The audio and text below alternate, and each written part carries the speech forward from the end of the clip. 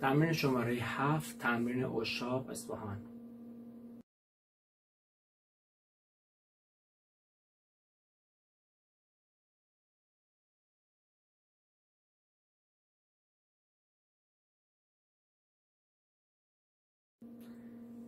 دوازده 16 هم هست. 12 تا دولاچنگ داخل هر میزان وجود داره. فای سوری داریم و سول دیز. اصفهان لا. همون 1 2 3 4 5 6 1 2 3 4 5 6 میشماریم. با سرعت پایین شروع به نواختن میکنیم. از پوزیسیون شروع میکنیم به زدن لا ر دو ر می فا می. 1 2 3 4 5 6 لا ر دو دیز یه ذره میره عقب‌تر. دوباره میه جلو.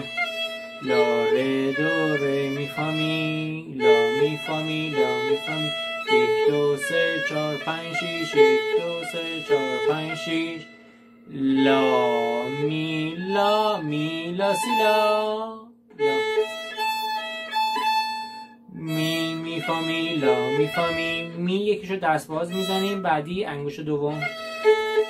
1 2 3 4 5 6 لا ر دو ر می فا می لا می فا می لا می فا می لا می لا می لا سی لا می فا می لا می لا ر می لا. برمیگیم دو ر لا سی دو لا ر می. دوباره این میزان.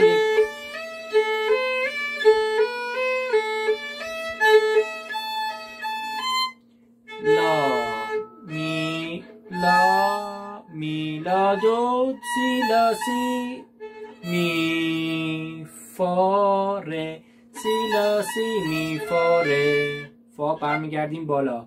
لا می لا دو سی لا سی می فا ر.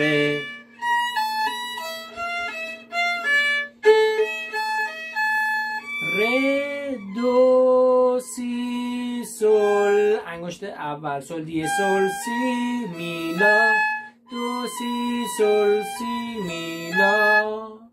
و اینکه لا رو صفر گذاشته میگیم بیرون. لا می فا سل لا سل لا لا می ر دو سی لا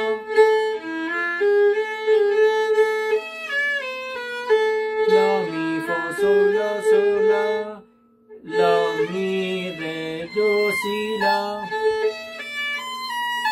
لا می فا لا می فا می فا لا لا می فا لا می فا لا لا می فا لا می فا لا می لا دو لا می دو لا می لا.